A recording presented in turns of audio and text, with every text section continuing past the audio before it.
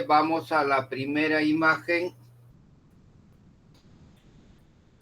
Esta es clase inaugural, pues, ¿no?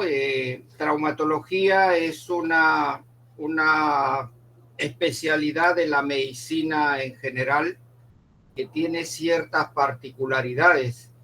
Y dentro de las particularidades, como ustedes se van a dar cuenta, es la evolución que ha tenido durante todo el tiempo, al menos desde que se practica la traumatología en el país. Todas las especialidades a través del tiempo han evolucionado, pero quizás quien ha evolucionado en un mayor porcentaje es la traumatología. Y esto básicamente que hace 20 años atrás habían patologías en las cuales se realizaban a través de tratamientos incruentos y a la fecha ya se deciden por tratamientos quirúrgicos, obviamente con el único propósito de darle un mayor beneficio al paciente, que es el punto principal de todo servicio médico de cualquier especialidad.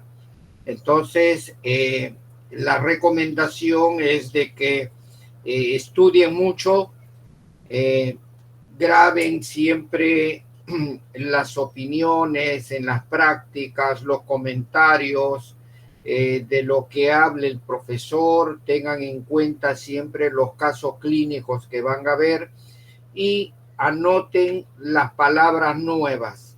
Traumatología emplea muchas palabras nuevas que es bueno ir conociéndolo y además también es bueno ir sabiendo pues los significados de estas palabras.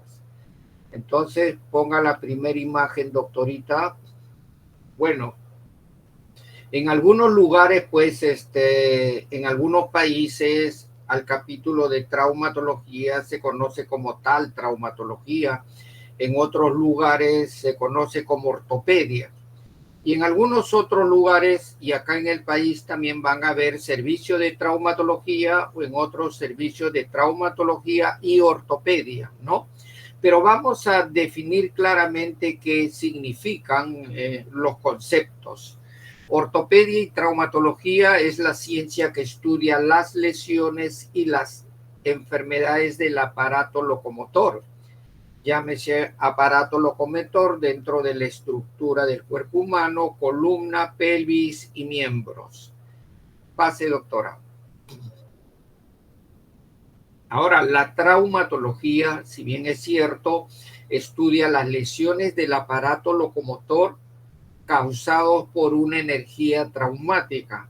A lo que corresponde, tendría que existir una energía traumática para que produzca la lesión. Obviamente, todas las patologías de origen traumático ya están dentro de la traumatología. Pasemos, doctora. Y la ortopedia estudia las enfermedades y las lesiones del aparato locomotor donde no existen antecedentes traumatizantes, ¿no? Llámense las enfermedades, ¿no? Que pudieran existir, se incluyen pues tumores, infecciones, enfermedades degenerativas, enfermedades pues enfermedades del niño, ¿no? Bueno, pero lo particular es que no existe un elemento traumático evidente que produzca esa lesión. Pase, doctora. Como en toda rama de la medicina es ciencia y tiene que partir de una hipótesis para llegar, pues, para llegar a un resultado. Es decir, lo importante de la traumatología, como cualquier área o rama de la medicina, es llegar al diagnóstico. Y cuando más preciso sea el diagnóstico, obviamente será una gran herramienta para poder plantear el tratamiento que corresponde. La medicina en particular tiene pues ya un documento muy importante que es la historia clínica, que nos permite recabar información, nos permite recabar y analizar signos, síntomas con los cuales el paciente se presenta a una consulta. Y traumatología también tiene una historia clínica traumatológica, y en el concepto general, la historia clínica traumatológica es un documento de registro. Ojo, documento de registro, donde tenemos que registrar. Pero tiene dos fundamentos básicos, que este documento de registro es de carácter médico y también puede ser utilizado en el aspecto legal. Entonces, es un documento de registro de carácter médico y legal. Como todo documento importante, tiene características propias en cuanto a la confección. Número uno, es un documento en lo posible, tiene que ser completo. Completo significa utilizar las palabras correctas, dando a entender todo lo manifestado por el paciente, todo el suceso que trae el paciente, todo el historial que trae el paciente, pero también en pocas palabras, ¿no?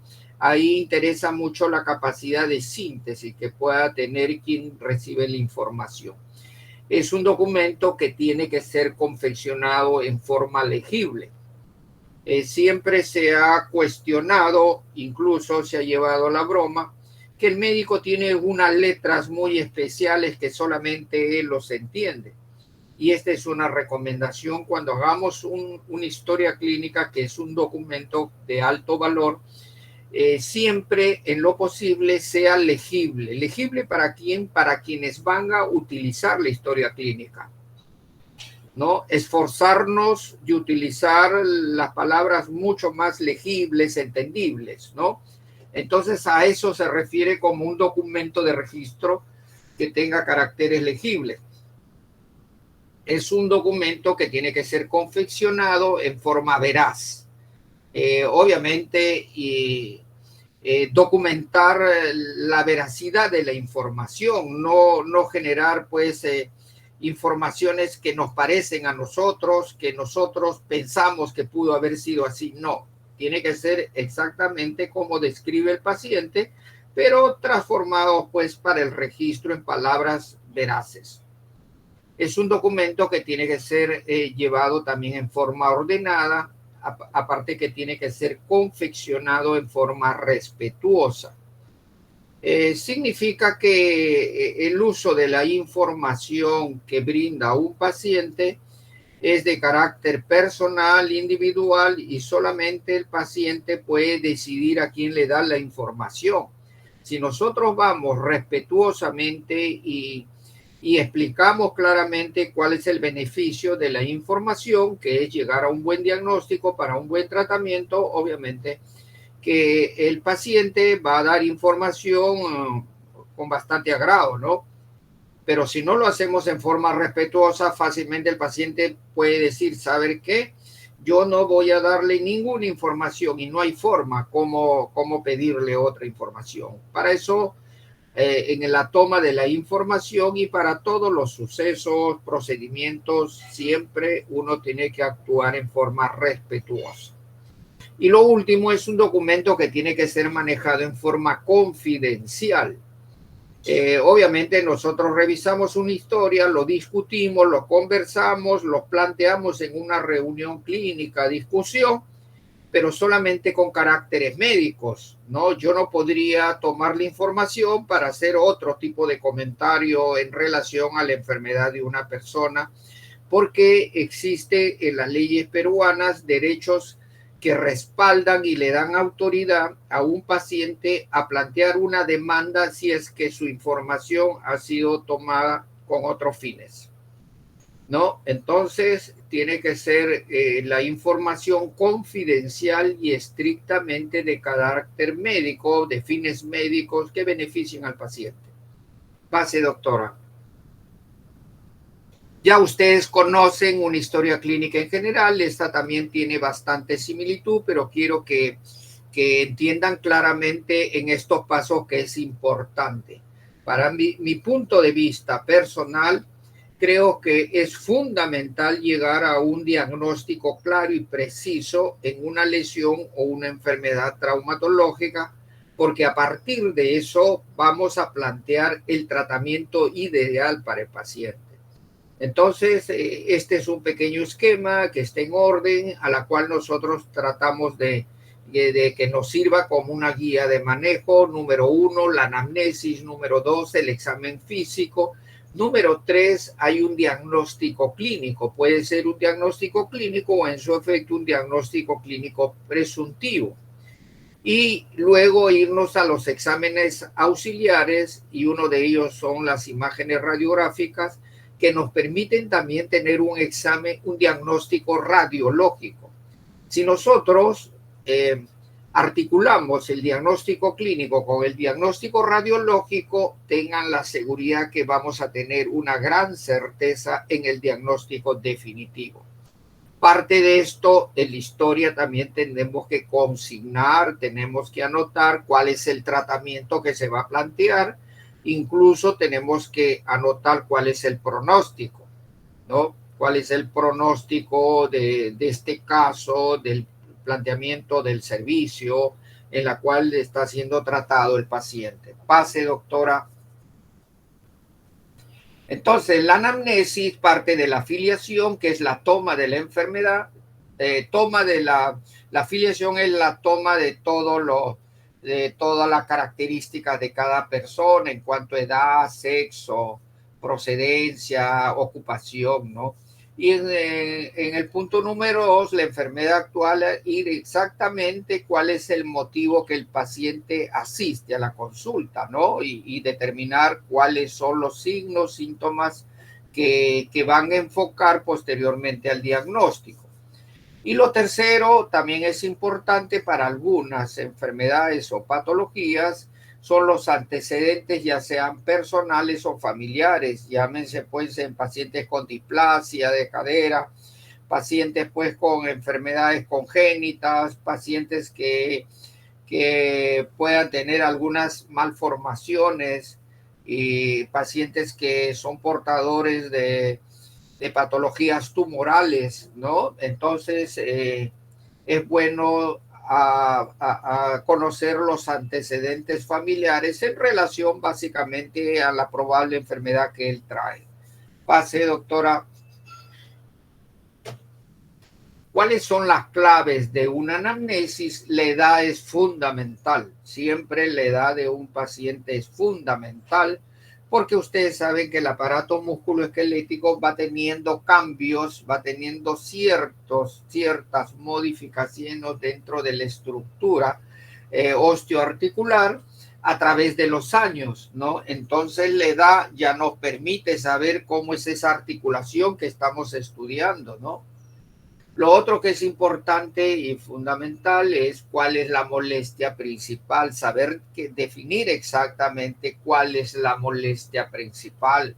En este caso, si hubiese un dolor, una impetencia funcional, una limitación al movimiento articular, tendríamos que ya ir asociando qué patología pudiera estar sucediendo para generar esos síntomas, ¿no? Es un mecanismo principal de ya ir entrenando la dirección o la mente hacia qué diagnóstico nos vamos a ir, ¿no?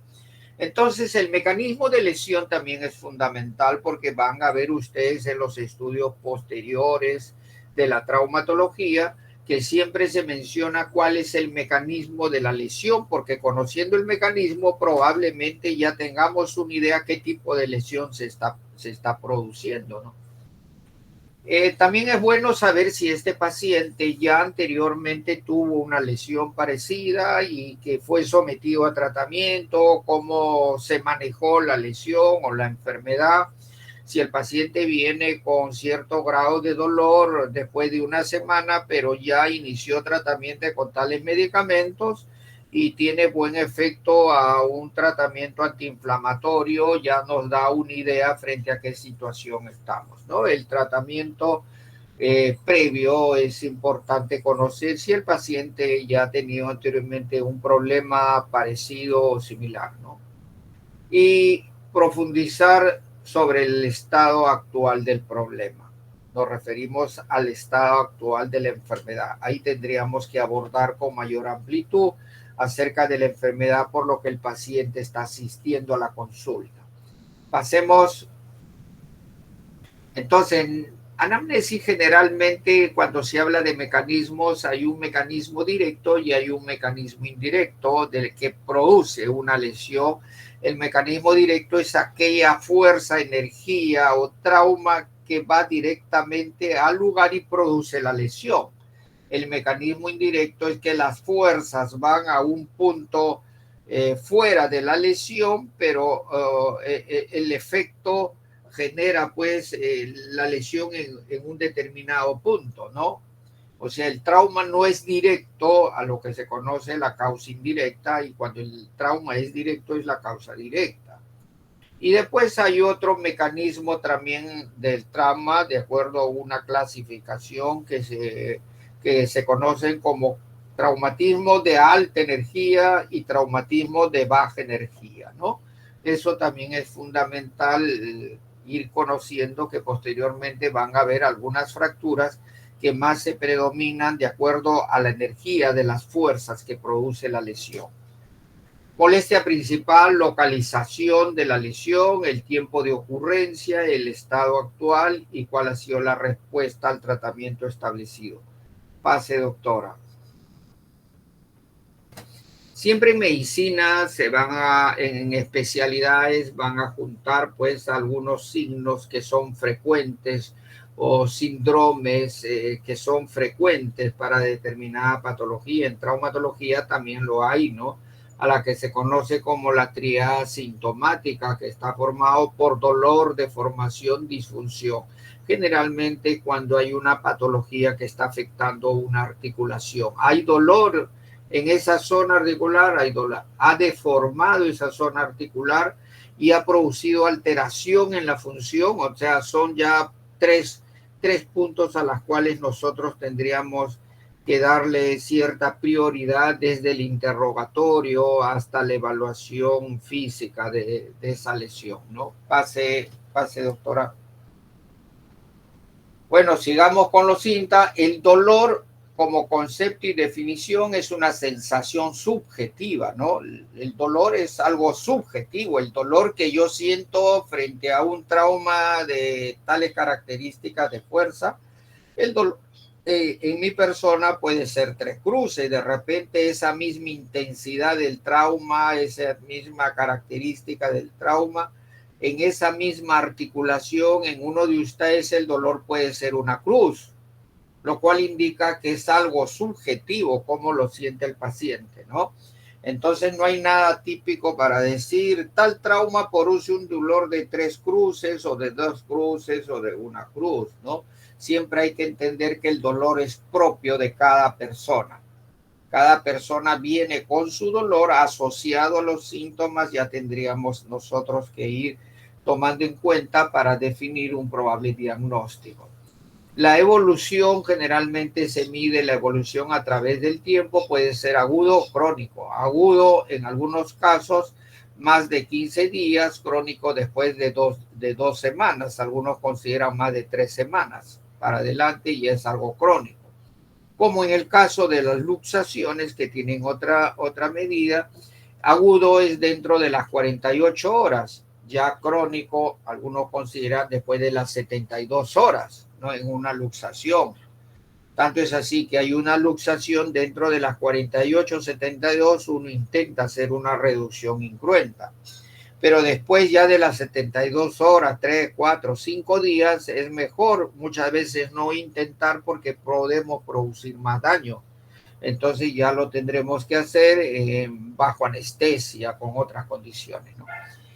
La intensidad la localización del dolor puede ser superficial, puede ser profundo o puede ser difuso, lo cual explica que nosotros ya tenemos que tener una idea. ¿Usted siente el dolor en esta zona superficial o usted solamente siente dolor cuando hacemos una presión profunda? Sí, mientras que sea el examen superficial, no siento nada, pero cuando ya hay manipulación profunda, siento el dolor. Entonces, esa podríamos considerar que hay un dolor en la zona profunda del muslo, en la cara anterior, ¿no?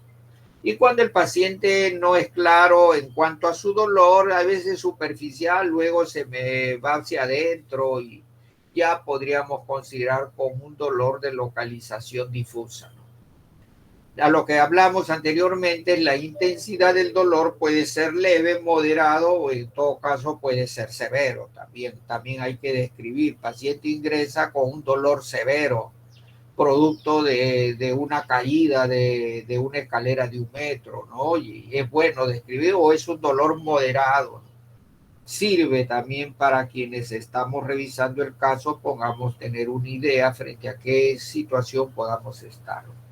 Ahora, ¿cuál es el origen del dolor? El origen del dolor son varios en traumatología, porque casi todas las lesiones que afectan el aparato musculoesquelético vienen acompañados fundamentalmente con dolor. Es uno de los signos uno de los síntomas más claros, ¿no? El dolor. Porque también dolor vas a encontrar en enfermedades inflamatorias, enfermedades degenerativas, infeccioso, tumoral, neuropático. Esto nos hace saber o recordar que el dolor es propio del cuadro cíclico de lo que es una inflamación, ¿no? Entonces, generalmente la inflamación es la acompaña a cualquier disturbo o alteración de una zona afectada. Entonces, la inflamación es parte de la afectación o localización de una zona, ya sea traumática o de cualquier otro origen. Entonces, parte de la inflamación es el dolor. Pasamos, doctora. Examen físico, considerar peso, talla, tratar de evaluar desde el punto de vista de la inspección, la palpación, en el caso de ser articular, medir el rango articular. Hay que evaluar en algunos casos el examen de la marcha, si es que hay claudicación al caminar y en qué posición, ¿no? Es bueno evaluar un paciente también cuando está en marcha, ¿no? Un paciente que tiene una patología de partes blandas intraarticular de rodilla como una contusión meniscal, cada vez que camina va a haber una ligera claudicación cuando apoya ese segmento de esa pierna de la rodilla, ¿no? Porque genera inflamación, genera dolor. Entonces, pero si hay un gran dolor y el paciente, aparte del dolor, siento que se me traba la rodilla, yo seguiré pensando que es una lesión meniscal, pero ya no en una contusión, sino en una ruptura meniscal, ¿no? Y más aún, si en el interrogatorio dice, no, yo salté de una grada y cuando apoyé mi rodilla hizo una torsión, yo ya tengo casi el diagnóstico de una ruptura meniscal.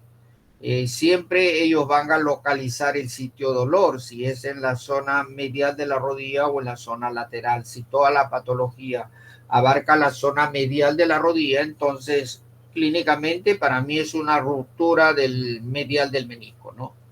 Pero lo que yo no voy a poder definir qué características tiene la ruptura del menisco.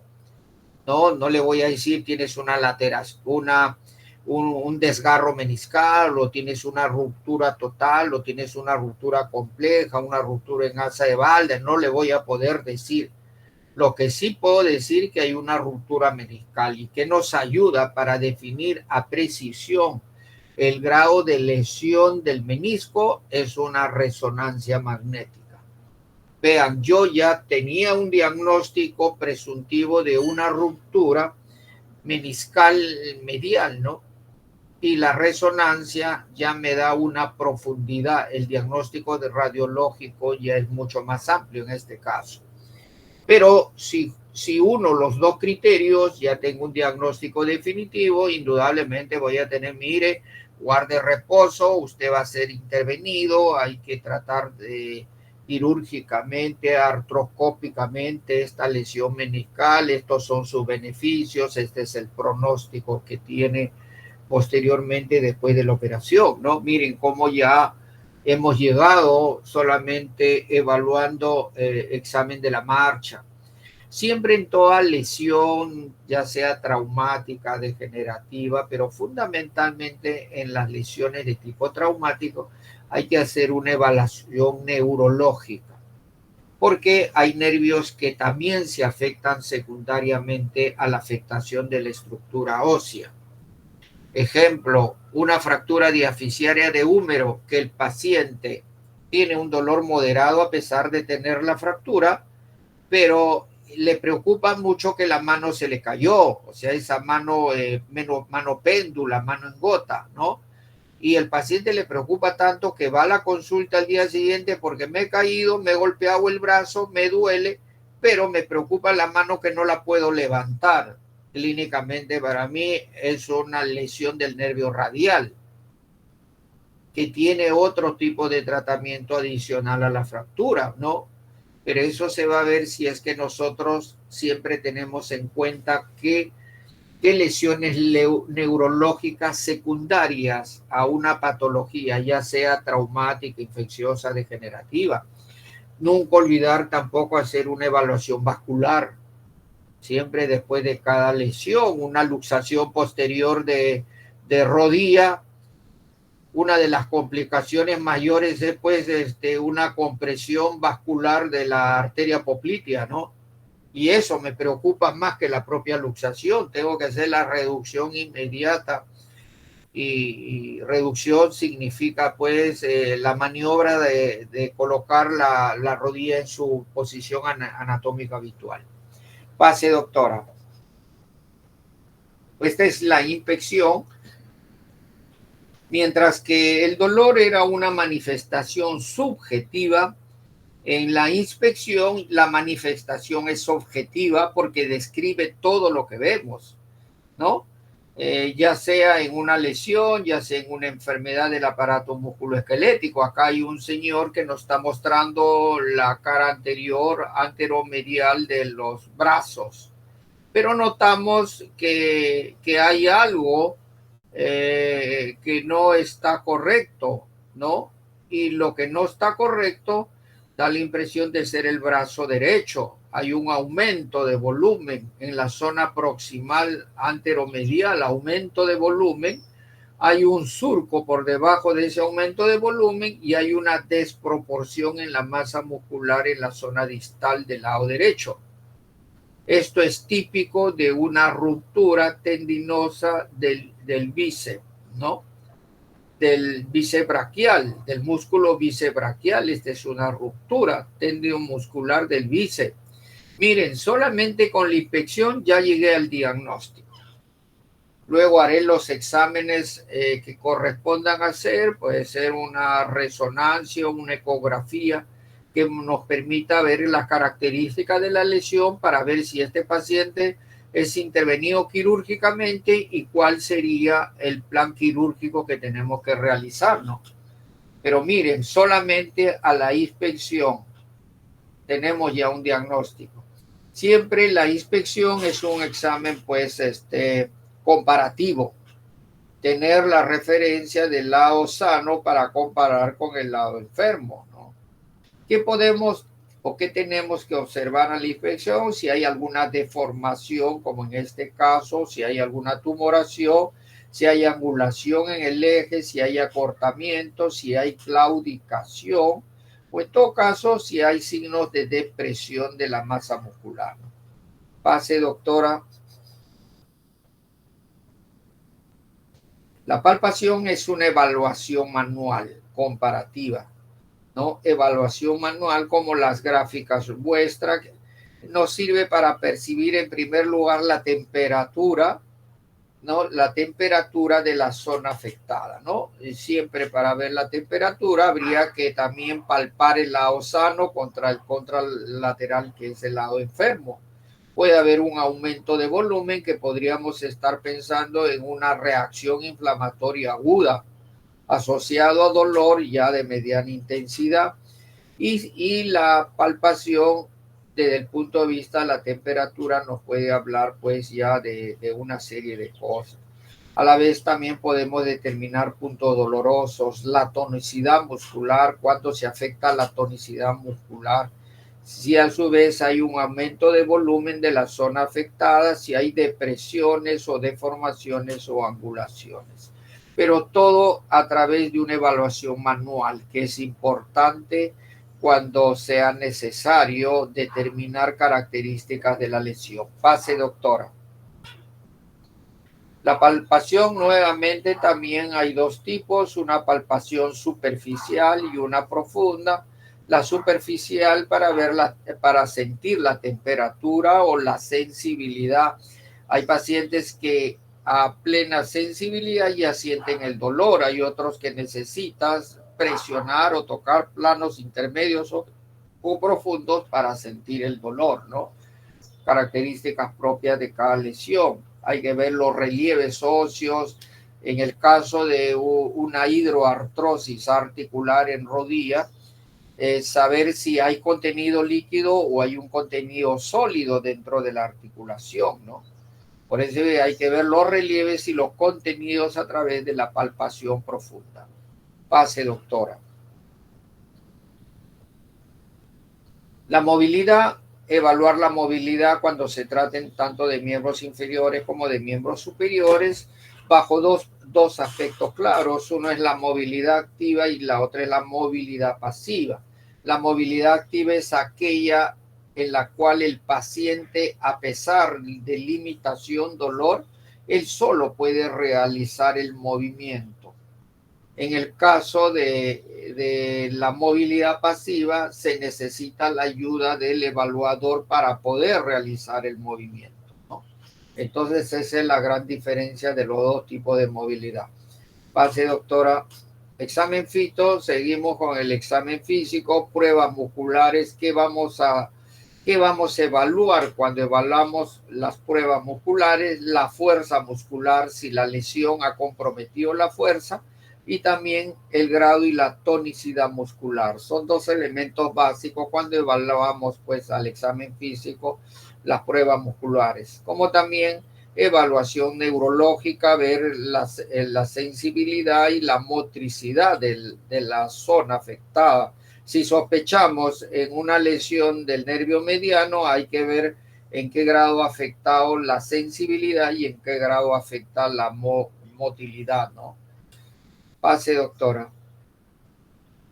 Ese es el caso anterior. Miren, el chico llega con la mano péndula caída, pero ¿cuál es la historia clínica? El paciente manejaba motos, se cae y sufre un impacto en el brazo, ¿no? Pero al muchacho le preocupa mucho la caída de la mano y el no poder hacer la elevación o la dorsiflexión de la muñeca.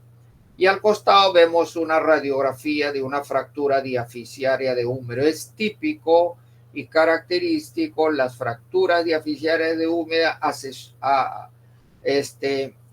relacionadas con las lesiones del nervio radial.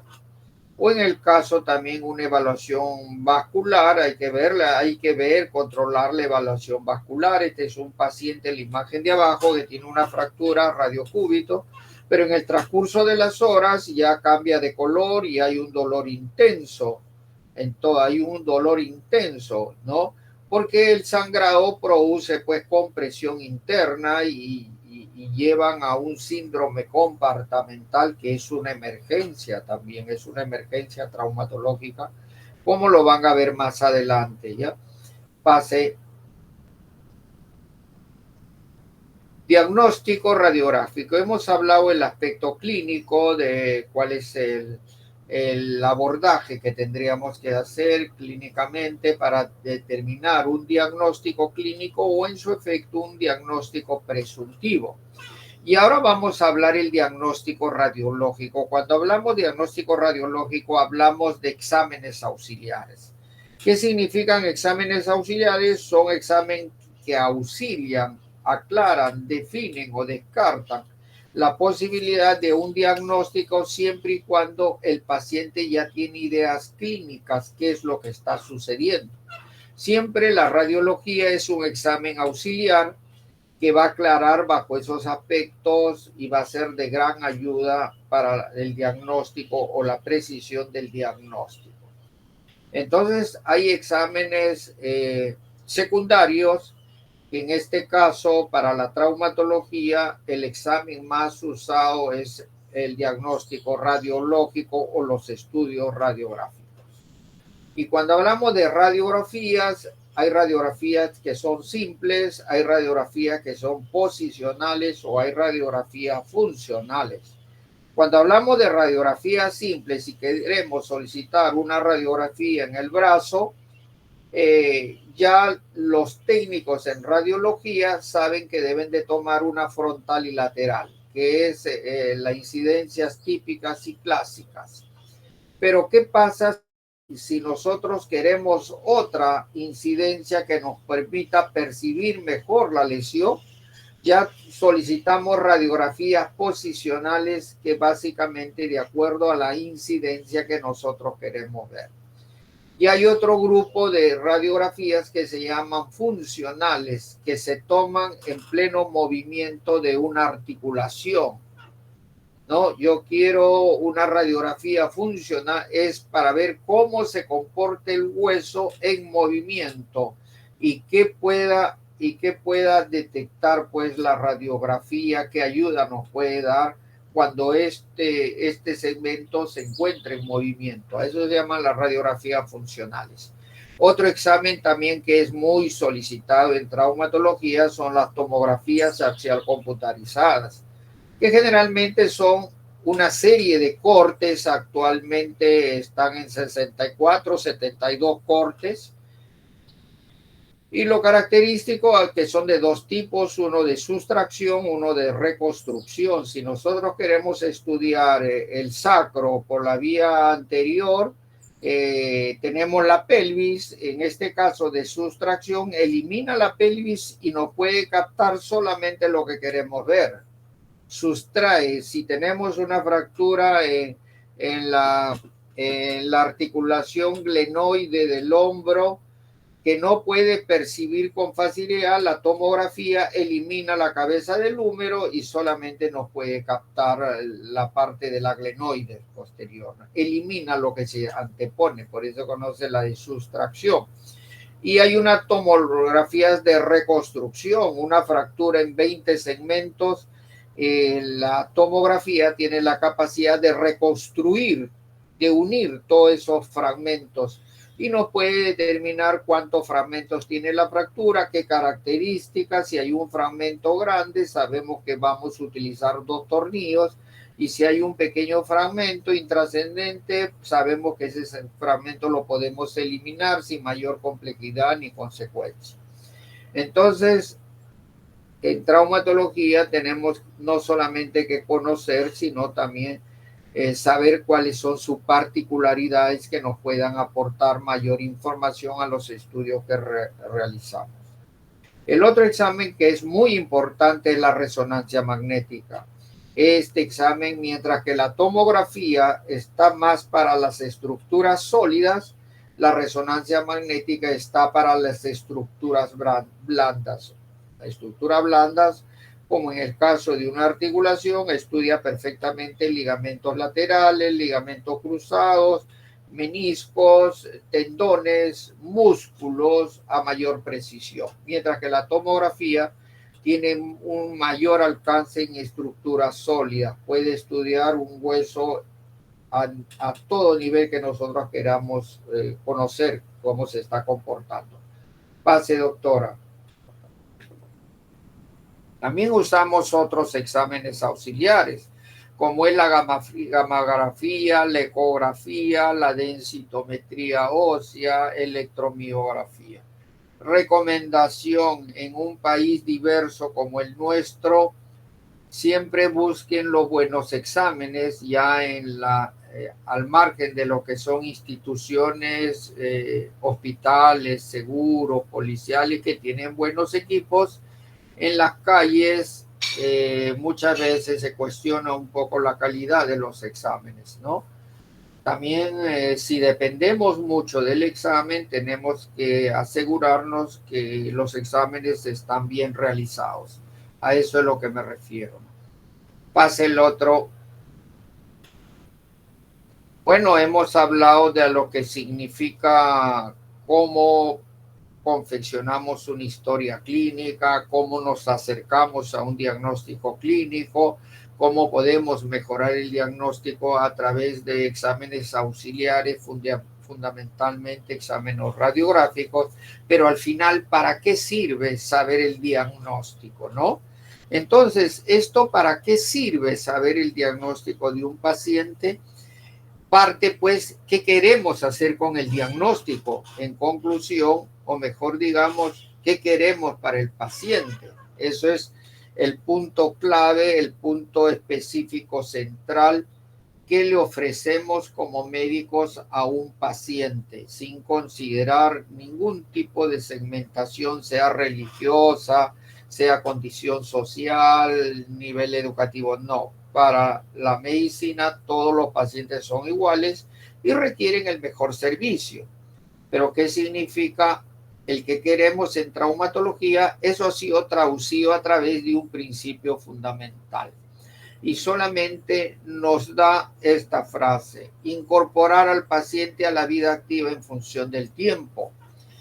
¿Qué significa incorporar al paciente a la vida activa en función al tiempo? Si viene un paciente a solicitar el servicio a la institución donde yo soy parte de la institución, un hospital, el hospital tiene que devolver a ese paciente a la sociedad, a lo que significa a su vida activa, tal cual era antes de su accidente. ¿Se entendió esto, este concepto? Sí, doctor. ¿Lo han entendido? ¿Qué significa el principio fundamental? Que todo paciente con una lesión traumatológica, solucionar su problema y que vuelva a hacer sus actividades tal como lo era antes de ese accidente, de esa enfermedad. Podrá tener posteriormente en algunos casos una limitación, pero el médico tiene que apuntar hacia eso. Quiero plantearle lo mejor para el paciente y lo mejor está en base a este principio. Sigamos, doctora. Entonces, traumatología también establece protocolos para pacientes con traumatismos óseos, ¿no? Miren, primero es el traumatismo. Yo estoy obligado a llegar a un diagnóstico clínico y un diagnóstico radiográfico. Todo hospital tiene el medio necesario para cumplir estas dos funciones. Número uno, desde el punto de vista clínico, nosotros tenemos que estudiar, revisar tal como lo están haciendo ustedes, como lo hacemos nosotros, para llegar a acercarnos a un diagnóstico clínico. Pero también a su vez toda institución, todo hospital cuenta con equipos radiográficos y saber usar estos instrumentos para tener ambos diagnósticos. Una vez conocidos estos diagnósticos, ya tendremos un diagnóstico definitivo a la cual tendríamos que planificar qué ofrecemos nosotros. Y el que ofrecemos sería el planteamiento del tratamiento ideal para solucionar ese problema. En el caso de la fractura hay dos factores, o de fracturas, hay dos factores que son importantes. Uno es la estabilidad de la fractura y lo otro es la rehabilitación precoz. Si este paciente quiero que camine nuevamente, tengo que ver la estabilidad. ¿Con qué hago la estabilidad? Para que este paciente inmediatamente comience su rehabilitación precoz. En consecuencia, una vez llevado todo este protocolo, tengan la seguridad que el resultado funcional siempre va a ser bueno para el paciente. ¿No? Pase, doctora. En cuanto al tratamiento, traumatología solamente te ofrece dos tipos de tratamiento: un tratamiento incruento o un tratamiento cruento, a lo que significa un tratamiento conservador o un tratamiento quirúrgico. Una vez hecho el diagnóstico definitivo a través de la clínica y el estudio radiográfico, tenemos que plantear el tratamiento. Puede ser lo ideal un tratamiento conservador, puede ser lo ideal el tratamiento quirúrgico. Pero si nosotros hemos seguido coherentemente el análisis de este problema de salud, tengan la seguridad que el pronóstico siempre va a ser bueno para el paciente. Siga, doctora. infinidad de cirugías que probablemente van a ver ustedes más adelante, van a conocer ustedes la variedad de cirugías. Estoy seguro que al final del capítulo ustedes van a tener una idea clara de cada caso, de qué se trata. Eso es lo que quiere como propósito la cátedra de traumatología. No que sean expertos traumatólogos, pero que tengan los conocimientos básicos de tal manera que ustedes como parte del sector salud posteriormente tengan una idea cuando venga un paciente traumatológico, ¿no? Qué realizar y qué coordinaciones pueden hacer para ser visto en las mejores condiciones. Pase, doctora. Bueno, es lo que hemos planteado, pues es una evaluación, qué es lo mejor, qué es lo que se debe de hacer, pero sin embargo, hace muchos años atrás, cada país, cada sector, cada hospital trataba de mejorar de acuerdo a sus posibilidades, de acuerdo a las facilidades que ellos podían tener, ¿no? Y no se sabía realmente si es que los resultados eran eficientes con todos y para todos. Y esto sucedía en todos los países. Y más o menos ya en los años 50, traumatólogos de diferentes países coincidían que claramente que cada país avanza de acuerdo a cómo ellos ven la traumatología, ¿no? Entonces se organizaron y dijeron, vamos a generar una organización que vele por el conocimiento universal, ¿no? A hacer estudios y promover la investigación para que todos tengan un tratamiento eficiente y que todos marchen bien. Y a esto en el año 58 se creó la organización AO, se llama, ¿no? La Asociación para el Estudio de la Osteosíntesis. Y esto fue creado en la ciudad de Davos, que es en el país de Suiza, en el año 58. Es una organización de estudio y de investigación acerca de las técnicas quirúrgicas, qué implantes, por qué prótesis, por qué placas, por qué tornillos, por qué clavos, y ellos a la fecha siguen estudiando y dan siempre charlas de capacitación, dan normas del manejo y todos los traumatólogos del mundo respetamos siempre las recomendaciones que nos da este grupo AO porque beneficia a todos los pacientes de todos los países. Sigamos, doctora. Esta era la ciudad de Davos, retroceda, ¿no? Una ciudad en Suiza, miren, bien alejada, donde solamente investigadores, traumatólogos, habían bioquímicos, habían físicos, habían químicos que estudiaban acerca de las fuerzas, acerca de la energía y que la biomecánica de la articulación, cómo actúa cuando se tiene esta lesión, o sea, es una organización muy técnica y muy científica quien da las pautas a nivel mundial, el grupo AO, ¿no? Pase, doctora. Entonces, este grupo dijo, bueno, hay pacientes que queremos que se incorporen rápido, en buenas condiciones, tiene que ser operado en las mejores condiciones. Y comenzó a dar algunas normas, algunos principios básicos. Para el tratamiento quirúrgico, este grupo dio principios básicos de la AO y dio 4 principios importantes para todo cirujano traumatólogo que va a entrar a operar una fractura. Como quien le dice, mira, decidiste operar, perfecto, ten en cuenta estas 4 recomendaciones antes de empezar tu operación. 1, tienes que darle una buena reducción anatómica. Trata de primero organizar la fractura como si no hubiese pasado nada. Vean ustedes la imagen nomás, ¿ya?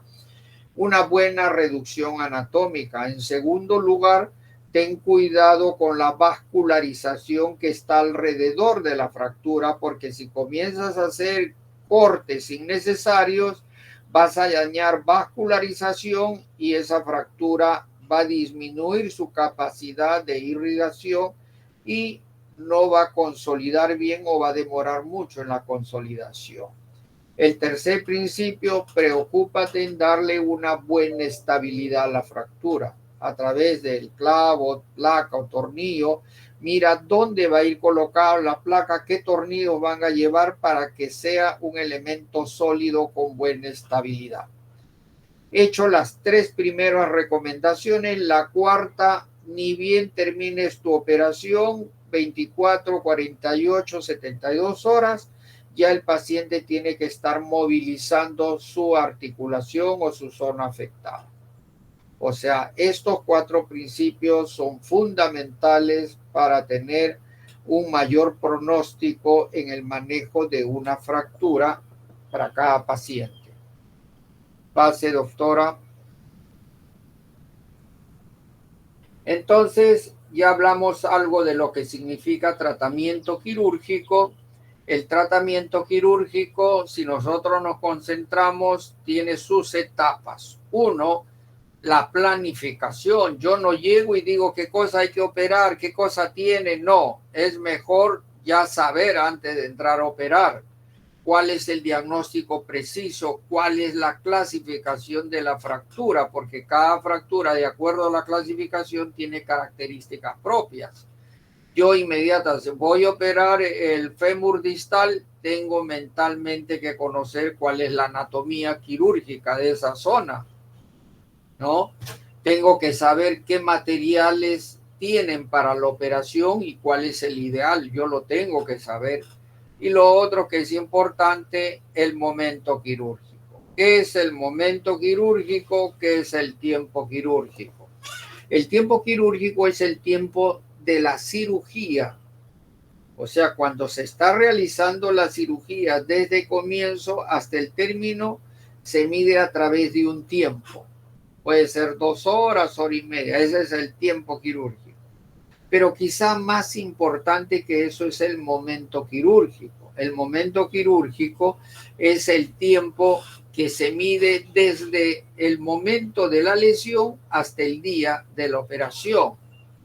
Y todos sabemos que las fracturas tienen un tiempo promedio y tienen un tiempo fundamental, digamos, que es importante, que es en la primera semana. Yo tengo que operar una fractura en la primera semana. Bueno, lo puedo hacer en la segunda semana, pero no hacerlo en la cuarta, quinta, sexta semana, porque todos sabemos qué sucede en las fracturas en cuanto a la fisiopatología de la lesión. Menor pronóstico de cicatrización cuando operó después, menor vascularización, menor irrigación en la zona fracturada a través del tiempo. Hay zonas escleróticas en las zonas fracturarias que no me van a permitir, o sea, hay muchas desventajas, más ventajas hay operar dentro del tiempo promedio que es en la primera y algunos casos dentro de los 10 primeros días, ¿no? Entonces, todos esos tiempos generalmente se conoce como el momento quirúrgico. ¿Cuál es el momento quirúrgico ideal? La primera semana es fundamental, ¿ya? Y tanto así puedo dar ejemplos. ¿Por qué en una clínica se opera dentro de los primeros 5 días? ¿Y por qué en un hospital los pacientes están operados después del 20, 30 días? ¿Quién se perjudica? Se perjudica el paciente. Entonces, siempre a quienes de ustedes deciden hacer una actividad quirúrgica, siempre tengan en cuenta el momento quirúrgico. Hemos hablado acerca de la planificación del tratamiento. Lo otro es la ejecución propiamente dicha del acto quirúrgico. Hay que saber cuál es la posición del paciente en sala de operaciones, conocer cuál es el abordaje adecuado para ese tipo de lesión. Tienes que conocer cuál es la técnica quirúrgica, no solo del abordaje, sino de la colocación, ya sea la placa, ya sea el clavo endomedular. Y también no olvidarse de cerrar todos los planos perfectamente. Si nosotros hacemos la planificación y la ejecución de acuerdo a estas normas que estamos presentando, tengan la seguridad que el resultado final va a ser bueno. Pase, doctora. El pronóstico es un elemento importantísimo que depende mucho, en el caso de las fracturas, de una buena estabilidad y de una rehabilitación precoz. Aquí acompañamos una imagen. A mí me llamó la atención porque esta imagen yo lo he visto la primera vez cuando era muy joven. Y miren, ya de hace años ya tenía el concepto cómo manejar la fractura, una buena estabilidad y rehabilitación precoz.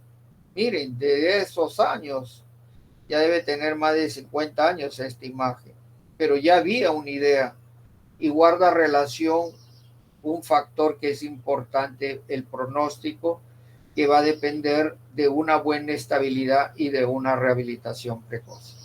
Pase, doctora.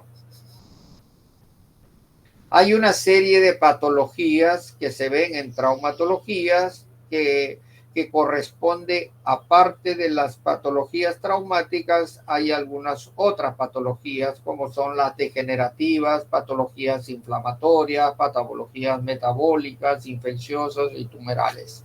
Esto lo estoy mencionando porque cada uno de estos va a ser motivo para 2 clases en las teorías. Entonces, a manera de información, que no todo es fractura, claro que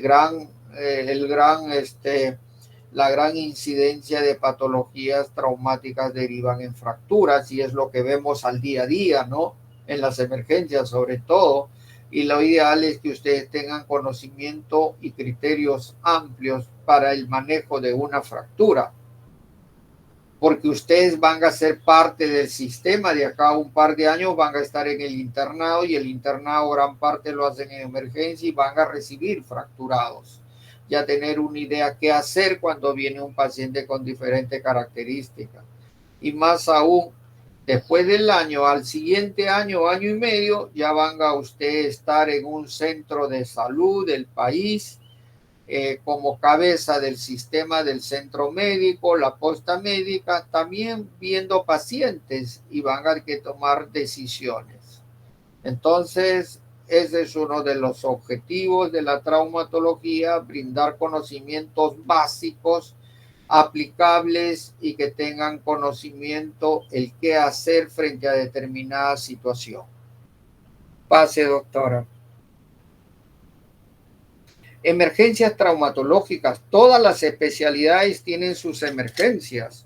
Traumatología también tiene su emergencia, ¿no? ¿Y cuáles son las emergencias hasta la fecha en traumatología? Son 4: fracturas expuestas, síndrome compartimental, luxaciones y artritis sépticas.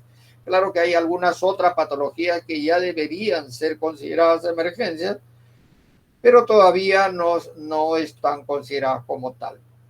Pero la respuesta en los hospitales ya se considera otras patologías que se puedan manejar como una emergencia. Pase. Politraumatismo, fracturas expuestas. Estas son imágenes reales, pacientes que han llegado a los hospitales, han sido manejados, pacientes con múltiples fracturas. Y bueno, ya a medida que pase el curso se van a dar cuenta de qué tipo de fracturas son, fracturas expuestas, cuál es el manejo, cuáles son las complicaciones. Pase, doctora. Traumatología y ortopedia, en conclusión, investiga, restaura, preserva.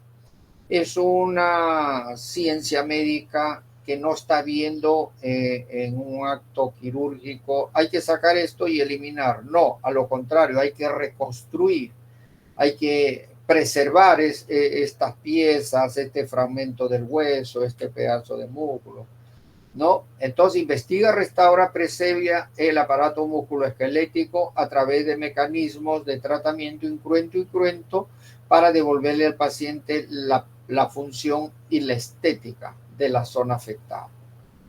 Pase, doctora. Trauma, politrauma, importante diagnóstico clínico radiológico, inmediatamente la planificación, la ejecución Y luego los resultados. Obviamente todos queremos que los resultados sean los esperados, los mejores para todos los pacientes. Pero ¿cómo podemos ir mejorando constantemente? Porque constantemente tenemos que ir reevaluando nuestra planificación y resultados a lo que se llama y en qué fallamos o en qué podemos mejorar. Revisa tu planificación y tus resultados y vas a entrar al círculo virtuoso de la mejora continua, ¿no?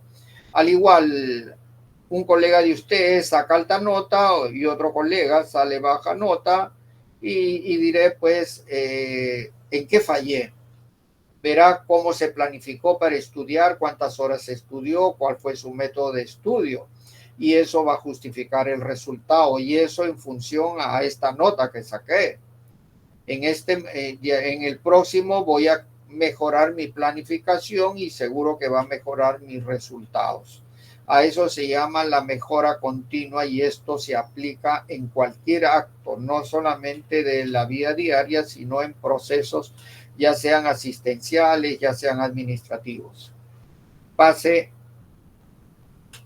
En conclusión, traumatología, como van a poder ver ustedes, es una ciencia. Y todo lo que es ciencia es investigación. Pero también es un arte. Pero por encima de ciencia y arte es humanismo. Es buscar el bien común de las personas. Es buscar el bienestar general. Es buscar que las personas cumplan sus objetivos de vida. Traumatología es el compromiso con el bien y la verdad. Hacer el bien y siempre ir con la verdad a los pacientes. Trauma genera consecuencias físicas, psicológicas y sociales, pero siempre con el compromiso de hacer el bien y la verdad. Pase, doctora. Esta imagen lo vengo presentando porque ustedes también se van a dar cuenta. Hay algunos que todavía actuamos técnica y científicamente y hay algunos colegas que nos mecanizamos.